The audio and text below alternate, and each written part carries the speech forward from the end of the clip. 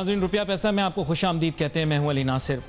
देखें, पाकिस्तान की मईशत के मुतालिक जब भी बात होती है तो तिजारती खसारे के मुतालिक बात शुरू हो जाती है, करंट अकाउंट डेफिसिट के मुतालिक बात शुरू हो जाती है, डॉलर के रेट के मुतालिक बात शुरू हो जाती है, बैनुल अक़वामी ममालिक से हमारे यहाँ आने वाली तरसीलात के मुतालिक बात शुरू हो जाती है। लेकिन हम ये भूल जाते हैं कि हम एक बतौर एक मुल्क अपने लिए जो पैदावार करते हैं ये मईशत का कितना बड़ा हिस्सा है। आज मैंने मौजू ये इसलिए बनाया है क्योंकि पिछली दफ़ा एक प्रोग्राम हमने किया था और उसमें हम यही डिस्कस कर रहे थे कि हमारे मुल्क के अंदर ज़्यादातर गुफ्तगू यही होती है कि अगर एक्सपोर्ट को बूस्ट कर देंगे तो हमारी मईशत ठीक हो जाएगी, ये कर देंगे तो हमारी इकॉनमी बेहतर हो जाएगी, और तिजारत के ऊपर ज़्यादा फोकस था, लेकिन इनलैंड ट्रेड के ऊपर कोई ज़्यादा तवज्जो नहीं दी जा रही। हमारी लोकल कंजम्पशन, ये मत भूलें, हम छठा सबसे ज़्यादा आबादी वाला मुल्क है और 25 करोड़ हो जाएगी। इस वजह से कह रहा हूँ क्योंकि किसी लम्हे भी हो सकती है, चंद साल भी लग सकते हैं। सेंसस के मुतालिक बहुत सारे सवाल हैं जिनके जवाबात हमें तलाश करने हैं। तो खैर, ये हमारी इंडिजिनस लोकल इकोनॉमी जो है, जो केटर करती है हमारी डोमेस्टिक मार्केट को, इसको कहीं हम निगलेक्ट तो नहीं कर रहे, ये अदम तवज्जो का शिकार तो नहीं हो गई। हमें जहाँ एक्सपोर्ट पर फोकस करना चाहिए, बिल्कुल करना चाहिए, वहाँ पर हमें अपनी लोकल इकोनॉमी के ऊपर भी फोकस करना चाहिए। मेरे साथ बहुत ही अहम मेहमान आज शामिल गुफ्तगू होंगे। हमें ज्वाइन कर और स्टूडियो से जनाब मियाँ अंजुम निसार साहब, जो कि सदर हैं FPCCI के। वेलकम करता हूँ सर आपको शो में। शुक्रिया। मियाँ अंजुम ने बुनियादी तौर पर जहन में यही बात आती है क्योंकि हमारे यहाँ जितने मईशतदान हैं या पॉलिसी मेकर्स हैं वो कंटिन्यूसली एक ही बात कर रहे होते हैं कि एक्सपोर्ट को बूस्ट किया जाए, और इंपोर्ट सब्स्टिट्यूशन तो चलो अंडरस्टैंडेबल है, लेकिन एक्सपोर्ट्स के मुतालिक ज़्यादा गुफ्तगू हो रही होती है। आपके ख्याल से इस सारे मामले में कहीं हमारी लोकल इकोनॉमी कहीं जो है वो निगलेक्ट तो नहीं हो रही, अदम तवज्जो का शिकार तो नहीं हो रही? जी डेफिनेटली जी, गवर्नमेंट ने आप एक डिसिप्लिन लाए हैं अपना। किसी हद तक हमारा करंट डेफिसिट जो है वो रिड्यूस हुआ है और इसमें गवर्नमेंट ने कोशिश की और कामयाब भी रहे हैं। और माजी में ये $19 बिलियन था, लेकिन इस साल जो क्लोज़ किया गया है उसमें $3 बिलियन के करीब जो था करंट डेफिसिट था। ये एक बेहतरी वाली सूरत हाल है। इसमें डेफिनेटली इसमें गवर्नमेंट को एक क्रेडिट चाहता है। लेकिन मैं समझता हूँ कि ये जो लोकल इंडस्ट्री है या इंपोर्ट सब्स्टिट्यूशन जो है, जितनी हमारी इंडस्ट्री करेगी उतना ही समझें कि आपका वो जो ट्रेड डेफिसिट होगा उतना कम होगा। लेकिन अगर उसमें लोकल इंडस्ट्री नेगलेक्ट हुई और इंपोर्ट्स आपकी बढ़ी तो फिर वही आपका ट्रेड डेफिसिट और करंट डेफिसिट फिर बढ़ जाएगा। तो मैं समझता हूँ कि हमें अपनी लोकल इंडस्ट्री को भी इम्पोर्टेंस देने की ज़रूरत है। कॉस्ट ऑफ डूइंग बिजनेस जो है उसे भी एक लेवल पे लाने की ज़रूरत है, कंट्रोल करने की ज़रूरत है, ताकि जो बाहर से गुड्स पाकिस्तान में इंपोर्ट हो रही हैं वो उनका मुकाबला किया जा सके। तो एक तो जनाब ये, क्योंकि जो लोकल इकॉनमी है आपकी GDP में वो 92% is local and 8% is just your exports, क्योंकि जॉब्स सारी इससे वाबस्ता हैं। लोकल जितने भी इकनॉमिक एक्टिविटीज़ हैं वो भी लोकल ट्रेड और इंडस्ट्री से मतलब मुंसलिक हैं। तो इसे भी फोकस करना चाहिए और कुछ बेनिफिट्स जो हैं वो लोकल इंडस्ट्री की तरफ भी पास ऑन होने चाहिए, ताकि लोकल इंडस्ट्री इंपोर्ट सब्स्टिट्यूशन का पूरा अपना एक रोल जो है वो प्ले कर सके, मुल्क में नई इंडस्ट्री भी लगे। और कुछ इक़दाम गवर्नमेंट ने माजी में मतलब ऐसे हुए हैं जिससे कुछ हालात बेहतर हुए हैं। आपकी जो कॉस्ट ऑफ डूइंग बिजनेस में एक आपका मार्कअप का जो फैक्टर था कायबर 13.25 था, अब 7 है, ये बेहतर हुआ है। लेकिन एनर्जी की प्राइस जो है स्टिल बहुत ज़्यादा है और इसे कंट्रोल करने की ज़रूरत है। दुनिया में 7 से 9 सेंट प्राइस है, हमारी लोकल इंडस्ट्री के लिए ये जो प्राइस है वो है आप जानते हैं कि 15-16 सेंट के करीब इसकी प्राइस है, जो ज़्यादा है। इसे कंट्रोल करने की ज़रूरत है। जब भी जहाँ भी मौका मिला अरबाब इख्तियार तक, प्राइम मिनिस्टर साहब तक, जहाँ भी रसाई हुई, ये बात मैंने वहाँ रजिस्टर कराने की कोशिश की। और वो कहते भी हैं कि आप सही कहते हैं, क्योंकि माजी में कुछ ऐसे कॉन्ट्रैक्ट्स दिए गए थे जिनमें बहुत ज़्यादा एहतियात नहीं की गई, जिसकी वजह से हमारी कॉस्ट जो है वो बहुत बढ़ गई है। आज बिजली अवेलेबल है लेकिन उसकी प्राइस बहुत ज़्यादा है। तो हमें उस प्राइस को नीचे लाना होगा। और गवर्नमेंट मेरा ख्याल IPPs के साथ कुछ नेगोशिएट कर भी रही है। उम्मीद है कि जो है 2-3 सेंट्स जो है प्राइस अगर रिड्यूस होती है, फिर भी हम इंटरनेशनल लेवल के करीब तो नहीं होंगे, लेकिन कुछ रिलीफ ज़रूर होगा इंडस्ट्री को और इंडस्ट्री अपना कुछ रोल प्ले कर सकेगी। मियां अंजुम निसार साहब, यहाँ हम एक छोटी सी ब्रेक लेंगे, ब्रेक के बाद वापस होते हैं, अपनी गुफ्तगू को जारी रखेंगे। Let's take a short break.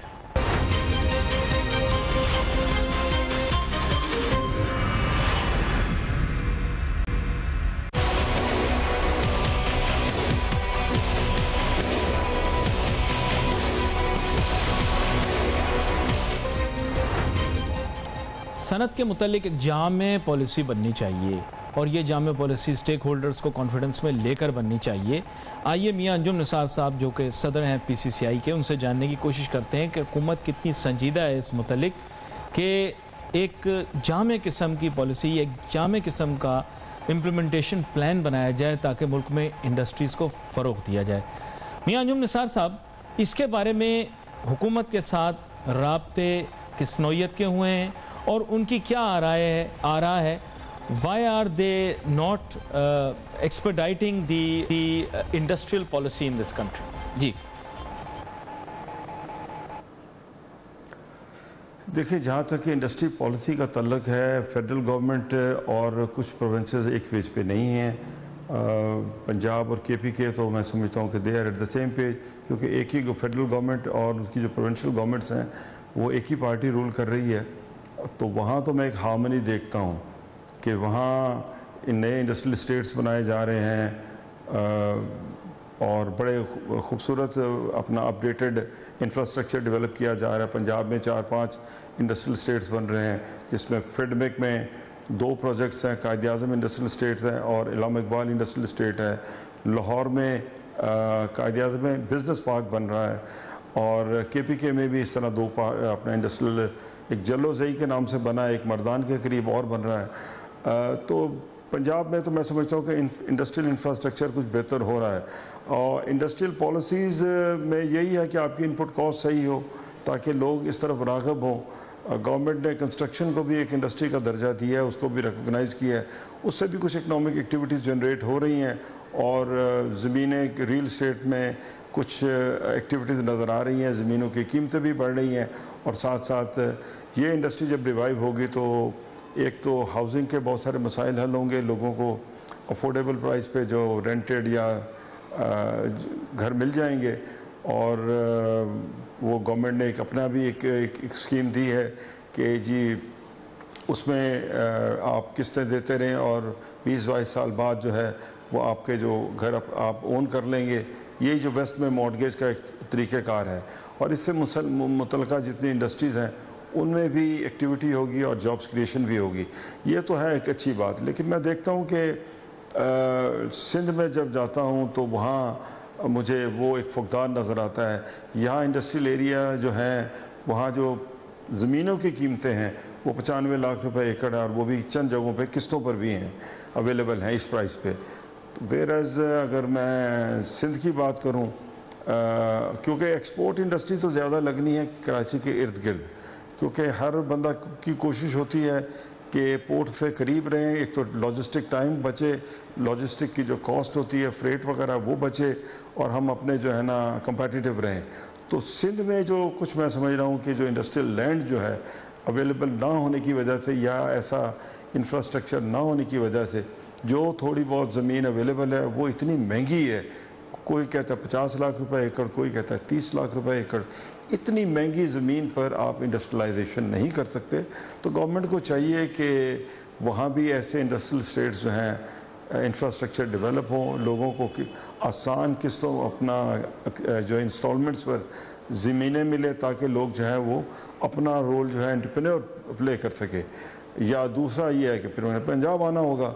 तो लेकिन एक्सपोर्ट की जो इंडस्ट्री है वो हमेशा वाइबल रहेगी पोर्ट के करीब, अनलेस कि आपका रॉ मटेरियल अगर पंजाब में अवेलेबल है फिर तो बहुत अच्छी बात है, फिर तो एक गुंजाइश निकल आती है।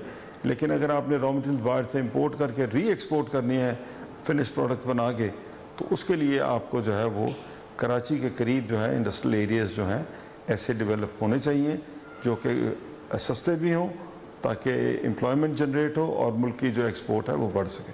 मियां अंजुम निसार साहब, हाउ कॉन्फिडेंट आर यू, आपको कितना ये एतबार है कि 20 साल बाद या 30 साल के बाद गवादर एज अ पोर्ट एक इंडस्ट्रियल हब के तौर पर भी उभर के सामने आएगा? जी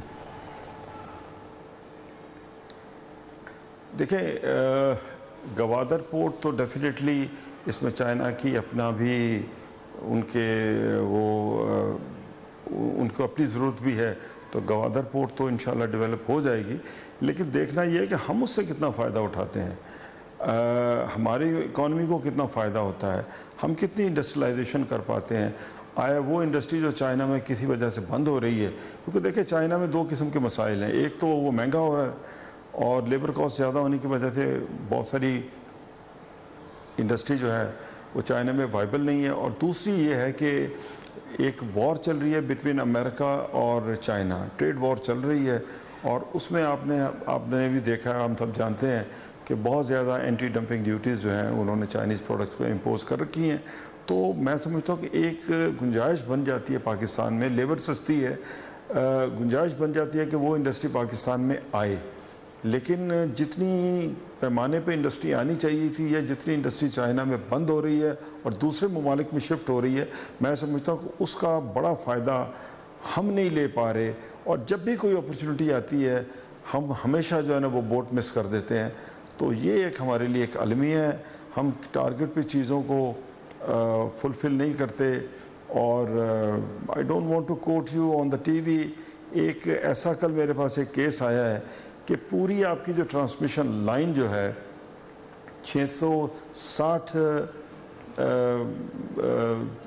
660 केवीए की, वो पूरी कंप्लीट हो गई है और एक पोल सिर्फ रह गया है, वो नहीं लग पा रहा, और वो सीपैक रिलेटेड प्रोजेक्ट है और उसको कोई देखने को तैयार कोई नहीं है कि कोई बासर बंदा वहाँ होगा।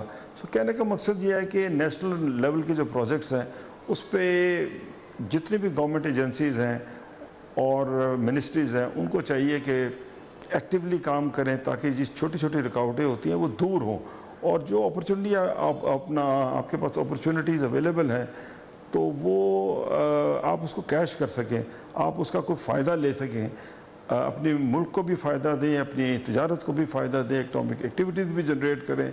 सो बहरहाल ये इस किस्म के मसाइल कहीं बहुत सारी बड़े बड़े मेगा प्रोजेक्ट्स में कहीं छोटे एक नुक्ते पे आके फंस जाते हैं।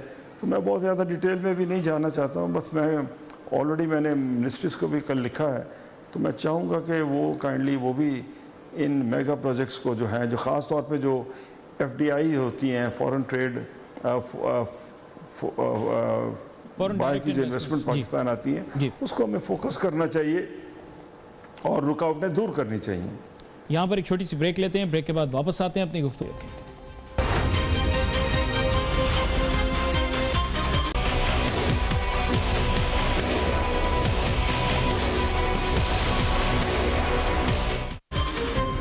जो कॉस्ट ऑफ डूइंग बिजनेस के ऊपर हमारी बात हो रही थी, बड़ी अहम बात है। देखिए, इसमें तवानाई का भी जिक्र हुआ प्रोग्राम के अंदर, और भी दीगर चीज़ें हैं जो कि गुफ्तगू में आई। Basically cost of land, plant and machinery, तो खैर उसके ऊपर मैं हमेशा से इस बात पे कायम हूँ कि कैपिटल गुड्स को तो ख़ास तौर पे प्रायोरिटी देनी चाहिए। ताहम आपको पता है हमारे मुल्क के अंदर तिजारती सनती पॉलिसियाँ जो मुरतब की जाती हैं तो कभी कभार ऐसे लोग करते हैं जो कि ब्यूरोक्रेट्स हैं।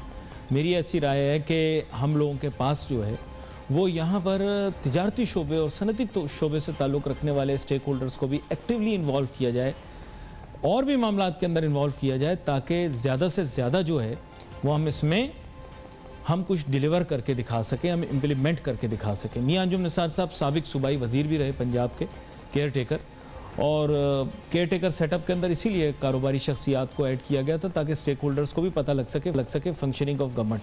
लेकिन ऑन दी अदर हैंड, जब ये हमारे तमाम लोग जो कि वज़ा कर रहे होते हैं तरीक़ाकार, उनको सनती और तिजारती शख्सियात को भी लूप में लेना चाहिए।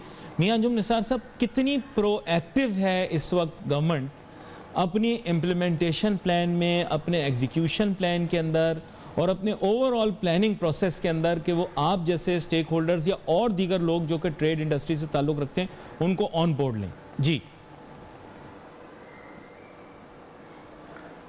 मैं समझता हूँ कि देखें, कुछ तो इदारे हैं, फेडरेशन है, चैम्बर्स हैं, बड़े इदारों जो हैं, बड़े ख़ास तौर पे जो हर सूबे के जो बड़े जो चैम्बर्स हैं उनको तो डेफिनेटली ऑन बोर्ड लिया जाना चाहिए, फेडरेशन को ऑन बोर्ड लिया जाना चाहिए। लेकिन मैं समझता हूँ कि ये फ़ैसले, एक मिजाज बना हुआ है इस्लामाबाद का को वो फ़ैसले अपनी मर्ज़ी से करते हैं और स्टेक होल्डर्स के साथ इंटरेक्शन करना मेरे ख़्याल में वो पसंद नहीं है हमारे ना ब्यूरोक्रेट्स को, ना हमारे गवर्नमेंट्स को।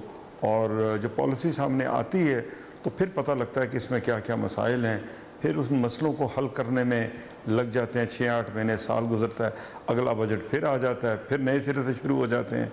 सो अभी भी ये जो रिसेंट जो बजट आया था इसमें मतलब FBR जैसा इदारा जो हमें तो कहता है कि जनाब बुक्स रखना कौन सा मसला है, ये मामले को दुरुस्त करना कौन सा मसला है, ये तो सारे बड़े आसान काम हैं।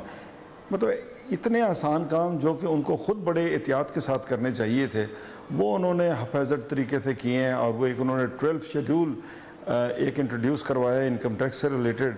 जितनी भी आपकी इंपोर्टेड गुड्स बाहर से आएंगी उस पर जो इनकम टैक्स एडवांस टैक्स वसूली करते हैं, वो उन्होंने पहले तो उसमें 3 स्लैब्स बनाई, 1, 3 और 5.5। बाद में पता लगा उसकी उन्होंने 6 स्लैब्स बना दी हैं। और बहुत सारे ऐसे इंडस्ट्रियल रॉ मटेरियल्स जो हैं, जो कि इंडस्ट्रियल रॉ मटेरियल्स हैं, उनको फिनिश प्रोडक्ट में ले गए हैं। तो वो मसला अब इस बजट को आए हुए भी तकरीबन 3 महीने गुजर चुके हैं, अब तक वो इतना सिंपल सा मसला है। कमेटियाँ बना देते हैं, फिर स्टेक होल्डर्स को उसमें शामिल नहीं करते, और वो मेस जो है वो एक किस्सा कहानी आपका कई महीने चलता रहता है। तो मैं समझता हूँ कि हमारे जो अपना इस्लामाबाद में जो दोस्त बैठे हुए हैं, ब्यूरोक्रेट्स हैं, जो वज़रा हज़रात हैं, उनको चाहिए कि वो अब बहुत सारा वक्त हमने ज़ाया कर दिए इन कामों में। स्टेक होल्डर्स को अगर ज़रा पहले एहतियात से अगर वो अपना कॉन्फिडेंस में ले लें तो उसमें कोई हर्ज वाली बात कोई नहीं है। और देखें, जो कारोबार कर रहा होता है उससे मसाइल का असल तो अदराक उसे होता है कि मसाइल हैं क्या, ग्राउंड रियलिटीज़ हैं क्या। वो गवर्नमेंट जितना ज़्यादा इंटरेक्शन करेगी उतना बेहतर होगा। अभी देखिए, एक GIDC का एक इशू चल रहा है। ठीक है, ऑनरेबल कोर्ट ने एक फ़ैसला किया है, लेकिन फ़ैसले बाज़ का इतने डिलेड होते हैं कि वो फ़ैसले जो कि 3 महीने हाई कोर्ट में होने चाहिए थे या मैक्सिमम 3 महीने सुप्रीम कोर्ट में लगते, तो 6 महीनों में एक दिस वे और दैट वे हक में होता है या अगेंस्ट होता है, वो फ़ैसले हो जाते।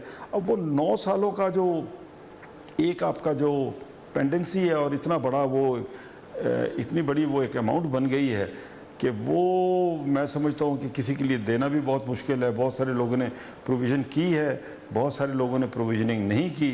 तो हर चीज़ में मेरे ख्याल में कोई थोड़ी बेहतरी लाने की ज़रूरत है। ख़ास तौर पे जो रनिंग फाइनेंशियल मैटर्स हैं उनमें तो बहुत क्विक फ़ैसले होने चाहिए, उसमें तो डिले होनी ही नहीं चाहिए। लेकिन बस वो एक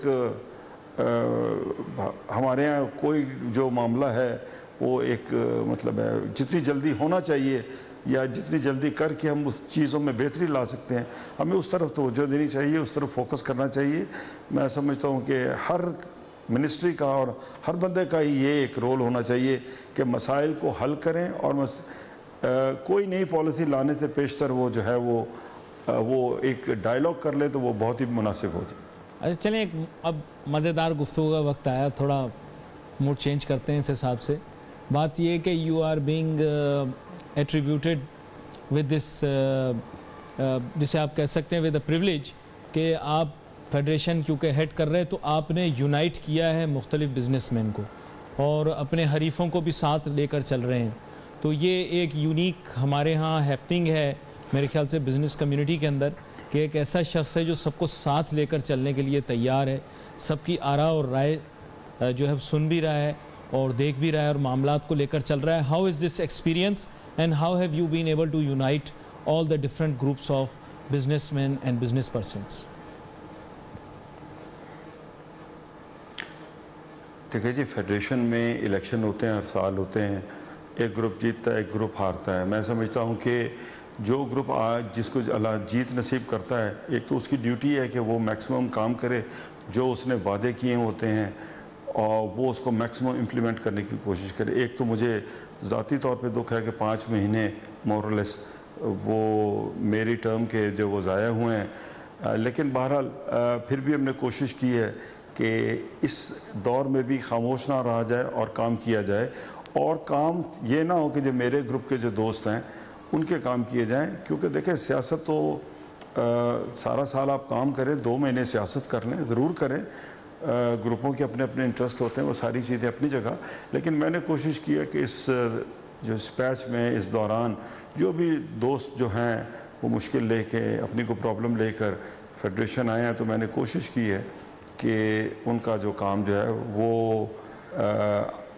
जो एक आम दोस्त आते हैं उनसे ज़्यादा जल्दी किया जाए, ताकि उनको कोई ऐसी हार्ड फीलिंग ना हो। लेकिन माजी में ये चीज़ नहीं थी, मैं समझता हूँ कि गलत था। फेडरेशन है, इदारे हैं, सबके हैं, किसी की कोई इजारादारी या किसी की कोई ज़ाती मिराज तो है नहीं।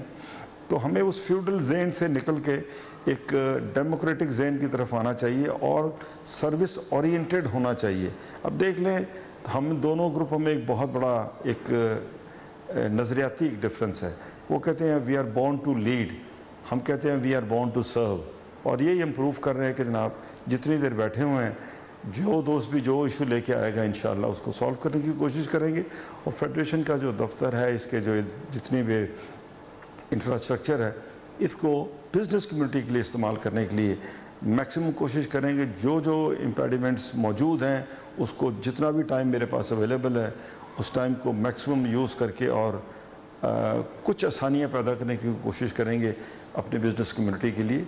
यही फेडरेशन का रोल होना चाहिए। और जो मेरा बहुत ज़्यादा मेरी ख्वाहिश थी कि मैं R&D पे बहुत ज़्यादा फोकस करूं, बिकॉज ऑफ दिस कोविड-19 वो सारा निज़ाम डिस्टर्ब रहा, लेकिन फिर भी कोशिश की है और कोशिश कर रहे हैं, और इंशाल्लाह जाते जाते कुछ ना कुछ मज़ीद डिलीवर करके जाएंगे। और एक सबसे बड़ी बात यह है कि फेडरेशन की जो आवाज़ जो माजी में हुआ करती थी, एक वीक आवाज़ होती थी, इस आवाज़ में वो जान नहीं होती थी, इस आवाज़ में वो कोई बड़ी लर्जिश हुआ करती थी। अल्हम्दुलिल्लाह अब इदारा जो है वो अपनी बात जो है अरबाब इख्तियार तक हाई टॉप मोस्ट लेवल पर अपनी जो आवाज़ है बड़े भरपूर तरीके से बुलंद भी कर रहा है। इस मौजू पर और भी मजीद आगे बात करते हैं, यहाँ पर एक छोटी सी ब्रेक तारीफ करते हैं जी, और ब्रेक के बाद वापस हाजिर होते हैं और गुफ्तगू करते हैं। Let's take a short break.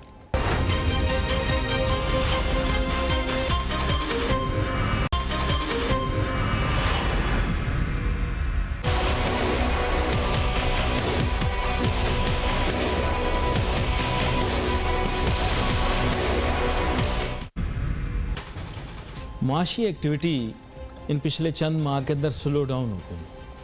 अब स्लो डाउन तो हो गई, लेकिन माशी तौर पर अब ये तो नहीं कह सकते कि हम इस वक्त को दोबारा से वापस लेकर आ जाएं। ना भाई ना, ऐसा मुमकिन नहीं है। आगे चल के हमारी कोशिश ये होनी चाहिए कि जो हमने लूज़ किया टाइम, हम उसके लिए मेक अप फॉर कर लें। अब क्या गवर्नमेंट उसके लिए प्रिपेयर्ड है? क्या तिजारत और सनत को इतनी मराहत या इंसेंटिव्स दिए गए हैं कि वो इस डिफ़िकल्ट सिचुएशन से निकल कर एम्प्लॉयमेंट भी दे सके? और फिर साथ साथ आम आदमी की मईशत, महंगाई में कमी, कह तो ये रहे हैं कि महंगाई में कमी हो गई है, फिर उन्होंने कहा कि जी जनाब दोबारा से अगर हम देखें इसकी जानिब तो शायद मईशत का पहिया चलना शुरू हो गया, तो कुछ बेहतरी दिखाई देना शुरू हो गई। तो आए हम मियां अंजुम निसार साहब से ही इस बारे में पूछ लेते हैं। मियां अंजुम निसार साहब, अब बात यह है कि इन हालात से अब हम बाहर निकल रहे हैं, लेकिन सबसे बड़ा मसला ये है कि तिजारत और सनत से मुंसलिक लोग सब जो भी मिलते हैं, मुझे आपको भी मिलते होंगे, शिकायत यही करते हैं कि साहब ये 5-6 महीने तो हमारे निकल गए, अब इनको मेकअप फॉर करने के लिए क्या करें? बहुत सारे लोगों को मैं देखता हूँ इतने परेशान है कि मैं आपको बता नहीं सकता। अभी भी आने से पहले मुझे एक साहब मिले, कहने लगे कि 5-6 महीने का कुछ पता नहीं लगा। क्या गवर्नमेंट ने इंसेंटिवाइज सही तरीके से किया है कि नहीं? जी देखिए जी, कोविड की वजह से एक तो हमारी इकॉनमी पहले भी ज़रा जो 4.8% GDP ग्रोथ पे जो चल रही थी पहले, ये गवर्नमेंट आई, ट्रेड डेफिसिट बहुत ज़्यादा था। फिर एक इकॉनमी के हमारे मुल्क में शदीद मसाइल रहे हैं, रुपए का डिवैल्यू होना और इस किस्म के मसाइल तो पहले ही चल रहे थे, लेकिन कोविड ने आके मज़ीद हालात ख़राब किए हैं।